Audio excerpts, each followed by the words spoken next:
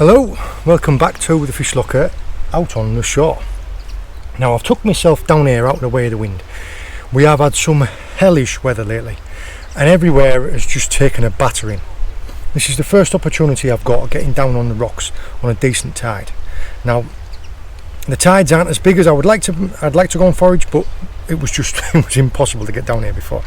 To give you some type of example, look, this is all the seaweed that has been washed up, and it's not just a light coating either, it's a foot deep in places. It is everywhere. So we're going to have a walk down through the rocks. I've got Brittany and I've got my lucky foraging bucket. We're going to have a walk down through the rocks and see if we can't find anything. This is a good time to sometimes go and have a look around in the seaweed, because there's all sorts that get washed up. Stuff that's been like sat on the bottom for ages and been stuck in a crevice sometimes gets washed out, so you find loads of things. I've found quite a lot of octopus before after a bit of bad weather like this. Anyway, less talking, let's get going.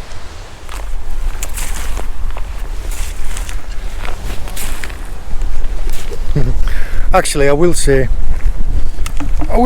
really early on, you need to be careful when you're walking over big patches of seaweed like this, because you don't know how deep it is.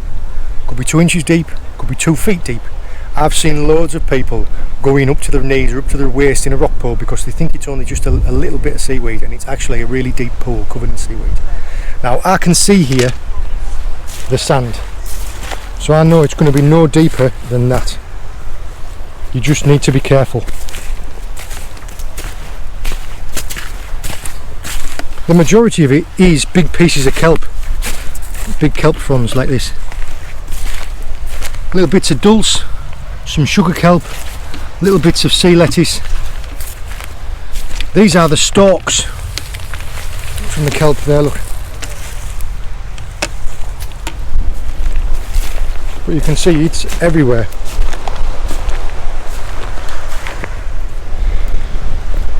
Here, for example, in this little gully, you can see where it's just thick seaweed.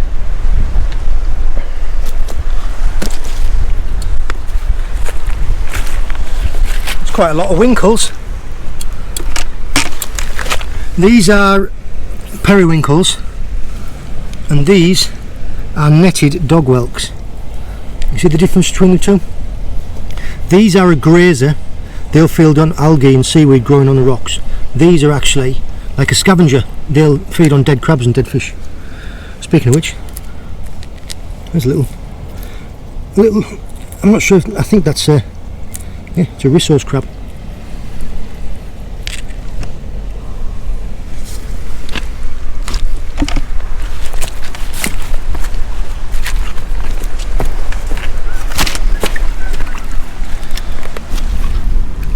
Some Irish moss.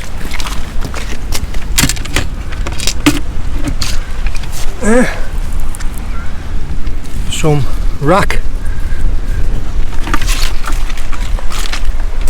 What we're looking for your crabs and your lobsters is little crevices and caves like this,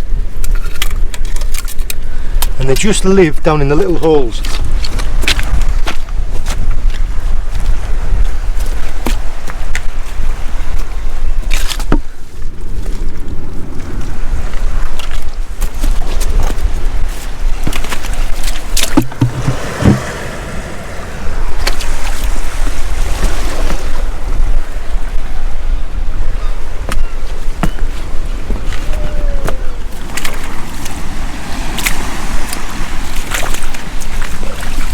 This is the thongweed.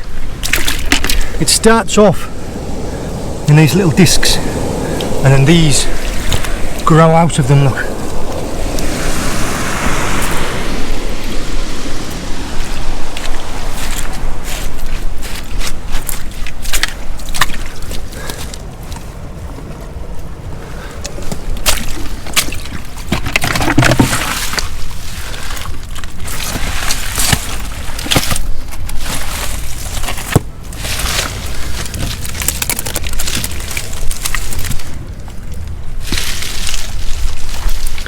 Just a little blenny. A little blenny look.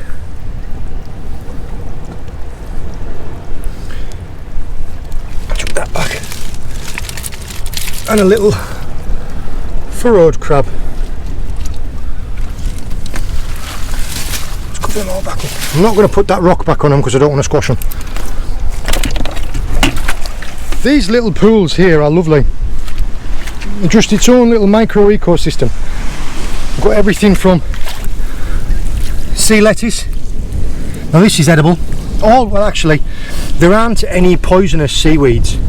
So technically all are edible. Some are just nicer than others. Sea lettuce, dulse, serrated rack, thongweeds, both the young and the older, Irish moss. What else we got? Got gutweed. These long fibrous things are gutweed. And I bet if we turn that rock over, yeah. How many crabs there are under there? 1, 2, 3, 4, 5. There's a little tiny pipefish. Now look, that.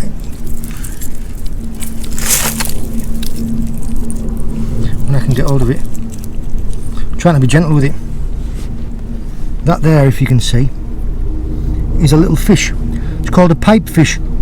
It's actually a relation of the seahorse, and it just looks like a little piece of that seaweed, doesn't it, almost? Look, there is another furrowed crab, and if you can see on the back of this rock here, we have some lovely brittle stars. Now, sorry about the sound of the helicopter. You can see on the back of here, got quite a few limpets. And on there, oh, that brittle star's gone for a walk.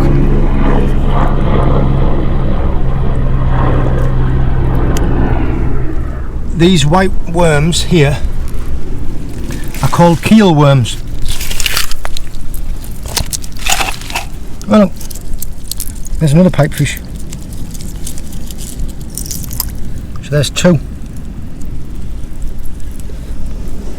And some more crabs.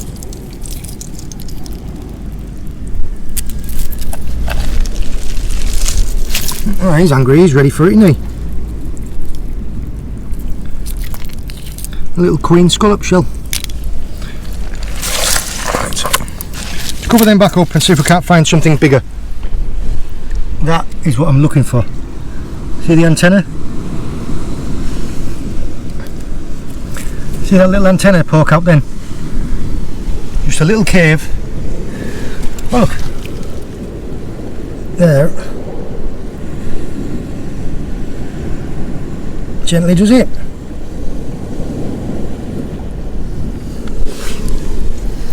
There's a sea urchin.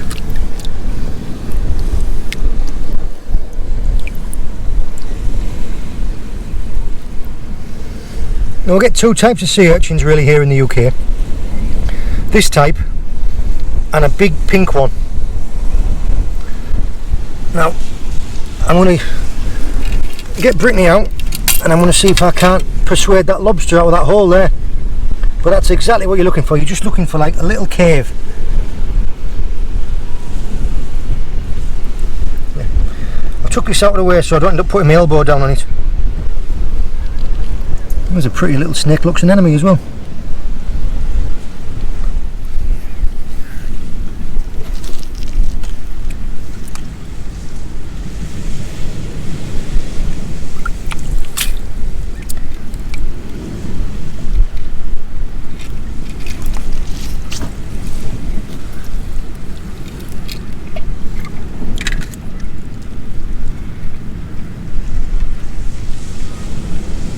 I can feel the lobster. I can just see like the edge of its antennas, so it's about maybe 2 foot back in the back of the cave. Just trying to get it to bite hold of the spear with its, clamp hold of the spear with its claws, and then I can like wiggle it out a little bit closer and get my hands on it. Yeah, it's got hold of it now.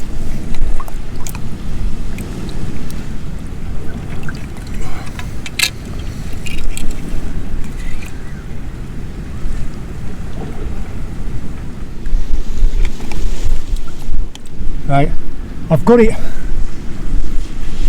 pinned to the roof of the cave. I'm just trying to slide my hand in to be able to. Oh, ow.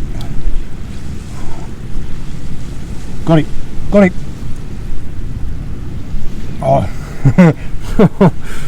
it's nipped hold of my hand.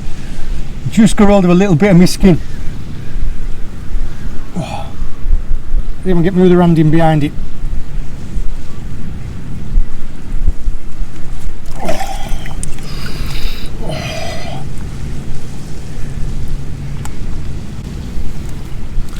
Look at that.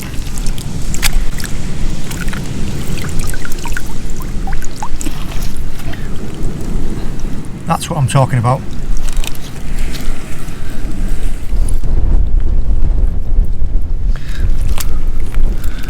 No eggs. No V-notches. What a beauty. Hey, I've just seen another antenna in there. There's another lobster in that hole. You can sit right there. In fact, no you can't. You can sit in that bucket there.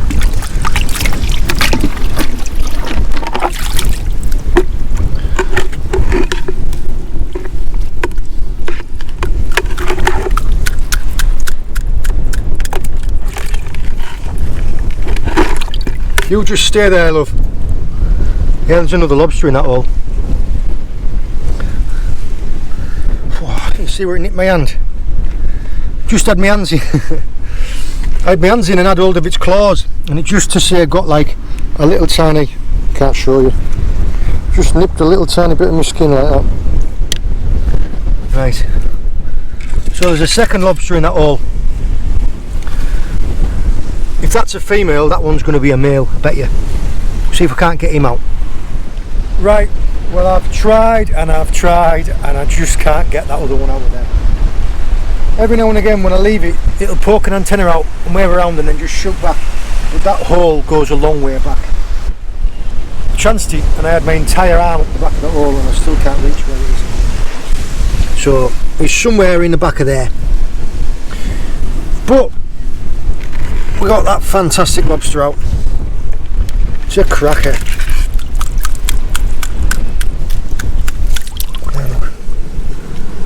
These antennas, look, it just keeps poking one of these out every now and again. Now when they're underwater, look, no chance. When they're underwater, they're quite fast on them little legs, aren't they? Look, trying to get back in that hole. But on land, because of the weight of their shell and the weight of those claws, these little tiny legs are almost useless. So look, if we put her in this deeper pool here,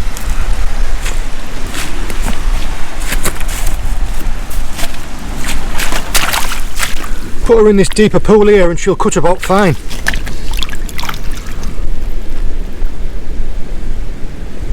And it's because the water supports the weight of her shell.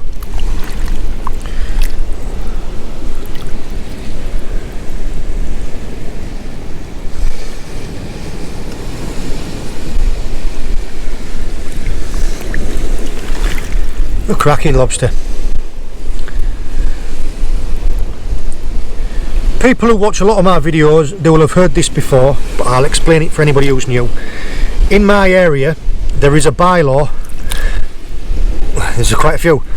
Minimum landing size, it has to be 90mm from the back of there to the back of here. Now this one I know is going to be over 100, this one's way over minimum landing size. Another one is that you cannot land a lobster that's carrying eggs. If she was carrying eggs, she would be carrying there, where those little flapping fins are. There is also another bylaw that protects V-notched lobsters. That would be if she had a V cut in this tail fan or this tail fan. It's a lovely colour blue, isn't she? So she is legal to take and she's going to go home with me.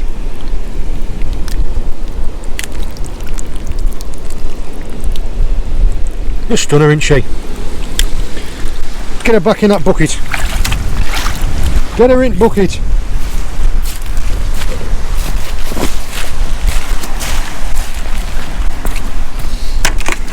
Yeah, look, the tide's coming in now. Yeah, look. See the antennas? There he is. Oh, nearly. Nearly had him then. Oh, let's see if he'll come back out. Look, before I was over there and I think it could see me, and now I've just come right above. Didn't see me there until I tried to make a grab for it. Let's see if I can't get him out again. When I was raking about in this hole, I did find this. Now you might recognise that. That is part of a cruncher claw. Now if you find some of these, it doesn't mean that it's been a dead lobster. What has happened usually is a female or a male, when they go into they'll go and find a hole and they'll shed their shell in a hole where they're protected, because when they shed their shell they're soft, and then what they'll do is when inside the hole, once they've shed their shell, they'll expand and then harden, and then they will eat their own shell, eat the old one, because if you think about it, it's just calcium, isn't it? And it'll help them harden up the new shell. You can see all those little bite marks around it. That will probably be, in fact it could very well be, this lobster's old shell. And look how much she's grown. This was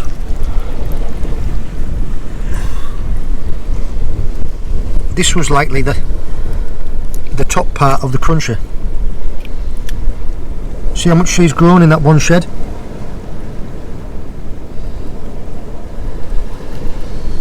Now look.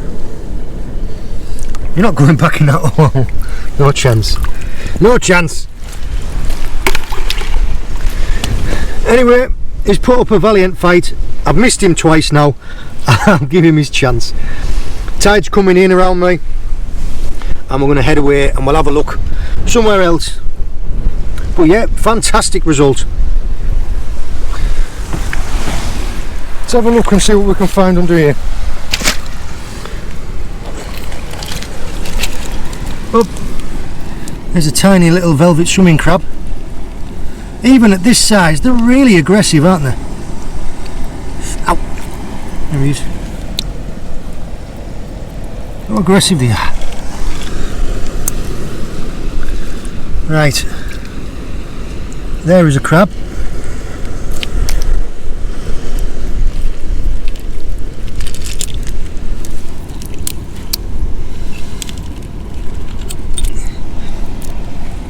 A furrowed crab. Another littler one.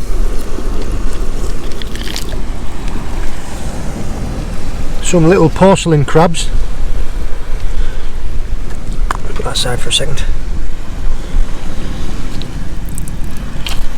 A couple of little shrimps bobbing about, and a few more furrowed crabs.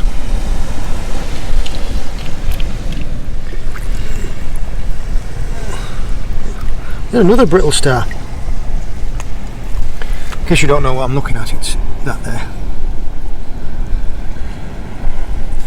And another one cutting about.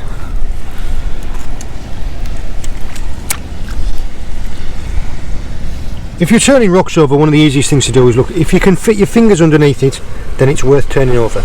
If you can't get your fingers underneath it, then a crab can't get underneath it, so I wouldn't bother. There you go.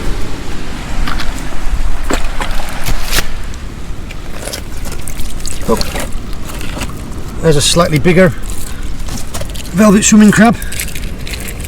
The reason, I tell you what, calm down lad. I'll show you an easy way to pick these guys up, because they go mad, look. To pick them up, what you need to do is you need to get on top of them. So go in with a finger right on top of them. Once you've got them pinned down, try and show you that over here. Look. Go in on top of them and pin them down, and then pick them up from the sides like that. But what I'm more interested in is there is a fish underneath this rock. Well, they are exactly what I wanted them to be. The one underneath here, underneath this rock here, is what's called a Cornish sucker. Don't know if you can see it there, look. You can just see it poking out. And the males... Right, calm down, calm down. It's called a Cornish sucker because they suck onto rocks. If I can get him on my hand, I'll show you. There, look. They have a sucker pad underneath them. There, look, you see how he's hanging on upside down? This one is a male. See him being really aggressive, isn't he? Got two blue dots right on top of his head. Don't know how well you can see it. There are two names. It's either called a clingfish or a Cornish sucker, and that'll probably be his girlfriend up here somewhere. I heard another one splashing round up there. So I'll show you the sucker pad underneath. Go on, don't forget. You see the sucker pad underneath? That's how he sucks on. See? Go on, lad, away you go.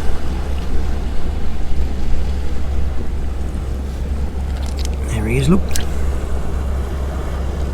Right there. They are lovely looking.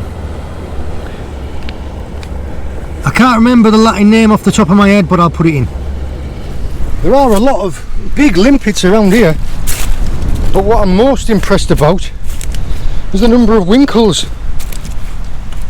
They're just everywhere up here, aren't they?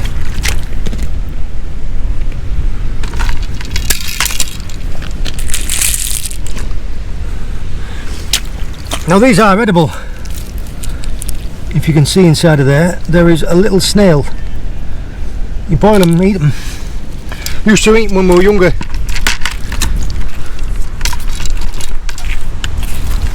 But there's stacks of them around here. Right, I've had to come behind this rock here, took myself out at wind because the wind has picked up a lot now, and the tide's fair coursing in. Yeah, we had a great look around. There was an awful lot of weed about, and sand's moved around quite a bit. It's just with all the weather we've been having.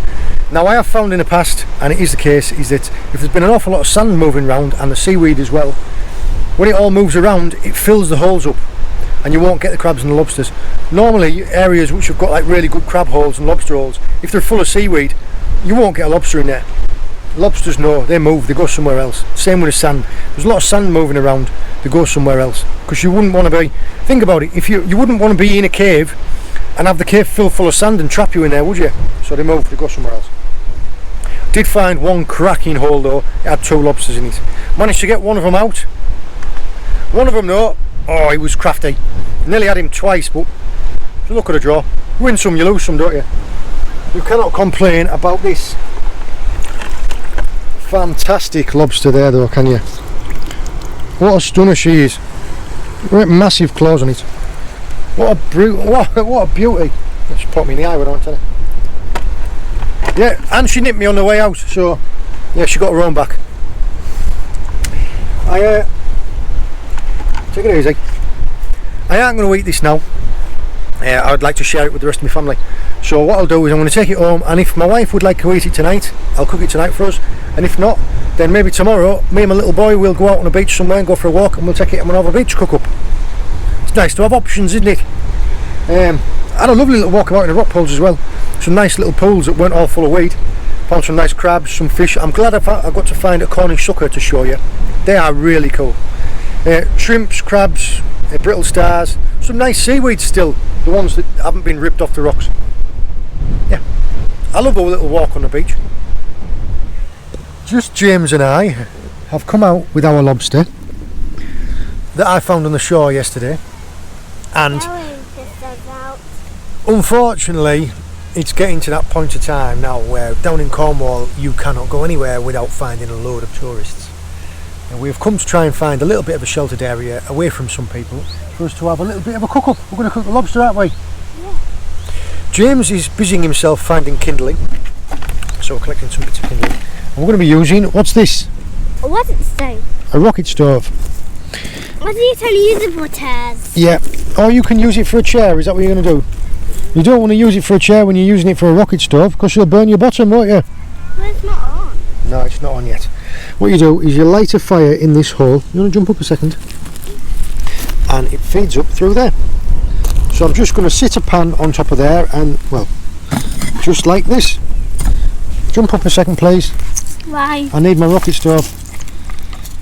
I'm going to position some stones on there. You're right. And I'm going to cook it like that. Now, dead simple to cook. All you need to do is clean seawater or fresh water with salt added. Bring the water to a full rolling boil. Put the lobster in. When it comes back to the full rolling boil again, 2 more minutes after that, and it's done. Hopefully, I mean, it's windy, but the rain should hold off long enough for us to be able to have a little bit of a cook up. Fingers crossed. There we are. To get the stove started, I just lit a little stick in the hole, and as the wind is blowing this way into the hole, it's feeding the fire through there.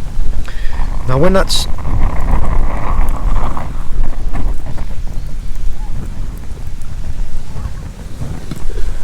properly taken, we'll get the water on.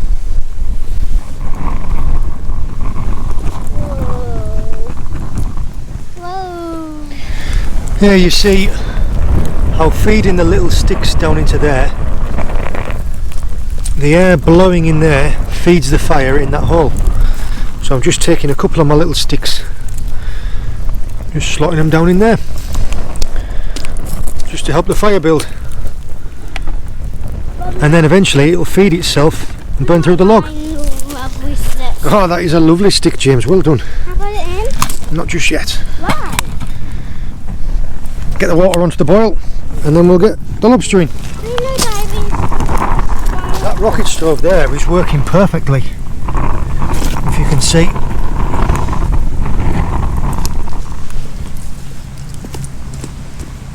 My fire is letting. Yeah, and James is building his own little fire here behind me. Doing a good job. While we're waiting for the water to come to the boil, I thought I would have a little play with my new toy. It's stone. Oh!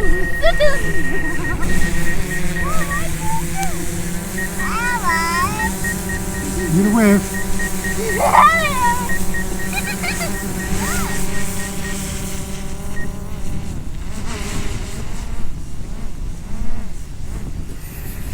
See? Oh yeah, it's yummy. Right, isn't it? Look. What's up? It's that's too high. It's too high. Too high. It's okay. I hope it's okay.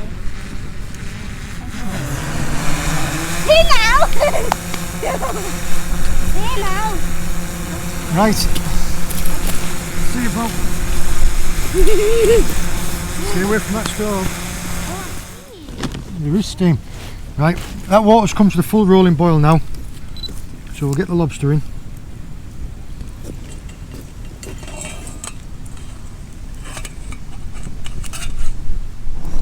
That stove has worked perfectly, look. And all I keep doing is I just keep lifting it off and sticking a couple of sticks in there. As you can see, it's back up to the rolling boil.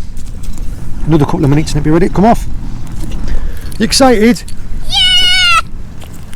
Right, she's ready to come off now. Yeah.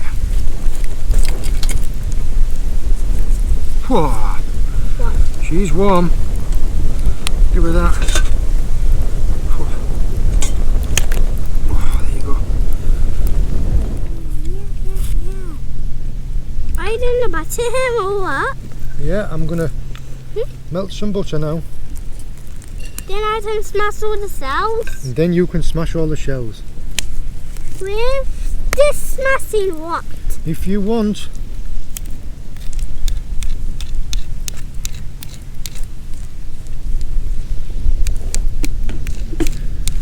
Right. Where's my knocking rock? Have you stolen my knocking rock? Yes. You cheeky monkey! Right. Guess I'll have to use this one then.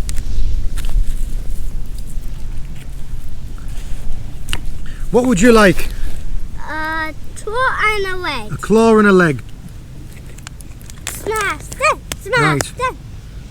Be careful, because you can see how hot it is, look. Yeah. You need to be careful. Nice. Oh, Whoa, calm down. Just let it cool down for a little bit first. Told you before, look. Take hold of it with one hand. Oh, that butter's nicely melted now. Right, look. Take your knocking rock. Put it against something hard, look. Go like that. Right, we'll swap. I'll take the big one, you take the little one.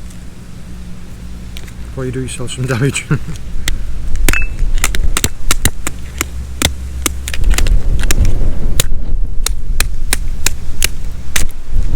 It's not biting. It's not biting, Dad. It's not biting. Oh. Did I splash you? Yeah. Sorry.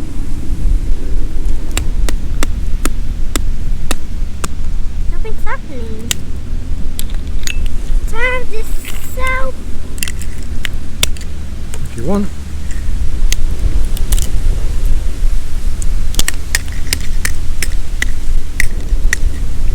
Look at that. You're hot. A prime lobster claw. Do you want to have a bite with some butter on first? No, I don't want to bite. Okay. Oh, wow. Look at that. Perfect. Let's get some butter on it.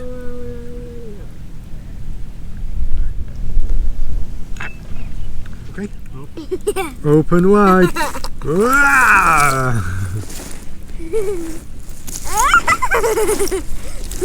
No, James, come here.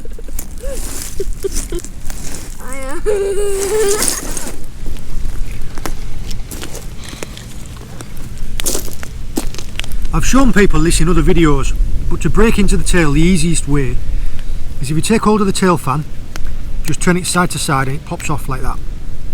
Whoa! And then these middle sections here, if you lay it down on the side and go like that, you can then pop it open, look. Whoa! Wow! That will hold the eggs. Just like that. That will hold the eggs. It does, James. Well, putting sticks on the fire. Now, as this was a female, there is, see the red in there? That's undeveloped eggs, that's raw.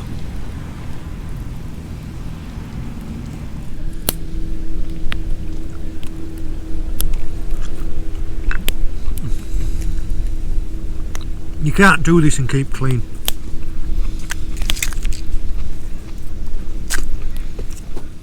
Don't put them on the fire. Why? Because we're going to take them in a minute down to near the water and we're going to hide them under some rocks so the little crabs and fishes and prawns can have a bit to eat. Okay? Can I smash a bit? If you want. Papa's having Have a bit of what? Have that sweet what? If you want, just be careful. Oh, smash! Well, that was delicious. Now, James didn't eat a lot of it. I think that was probably my fault because I was more preoccupied with the fire. Next time I think I'll finish the cooking and I'll put the fire away. No, I'm just interested in the fire. I'm going to take all these little bits of shell now, take them down to the water and put them in a rock pool. That way all the little tiny bits of meat and that I've missed, crabs, gobies, blennies, shrimps and all that, they'll eat the rest. And I need to wash my hands because I'm clarty. This rocket stove has burnt down really well. You see?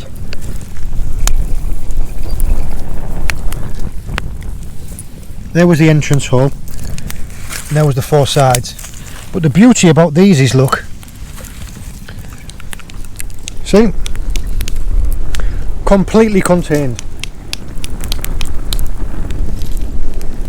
Doesn't transfer any heat through to the rest of the wood. It's done its job. We could take this now and could throw it in the water to cool it down, or you could chuck it on your bonfire or anything with it. Yeah, I do really like them. I think what we'll do is I'm going to let James play with it for a little bit longer, put a few more sticks on it, then we're going to walk back. But yeah, that's how easy they are. There is a video on the Fish Locker Workshop channel showing you how to make these. They are fantastic for this type of thing. Camping, just a little bit of bushcrafting, quick cook up on the beach. Just be careful, right? Told you, just one stick at a time.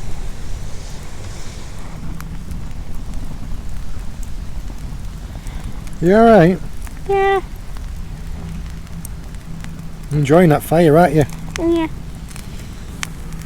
Is that what your favourite thing is, playing with fires? Right, well, the rocket stove has all but died. It's been brilliant today, that stove. I hope you enjoyed joining me on the shore. I had a cracking day on the shore yesterday, found a fantastic lobster. All sorts of bits and pieces actually. I hope you've enjoyed joining me and just James for a little bit of a cook up. Now the weather is starting to get a bit worse, the wind's picking up and it looks like it might start raining soon. What did we cook the lobster on? Well, wasn't so. On a rocket stove. Yeah, we did. Don't forget to tickle him when he's being a menace and he won't behave. Because that always works. Yeah. Don't forget to click like and subscribe. And if you think your friends might enjoy this type of video, share it on with them. I hope you've enjoyed joining us. All the best. And what do we say? Bye from the fish locker. Bye from the Fish Locker.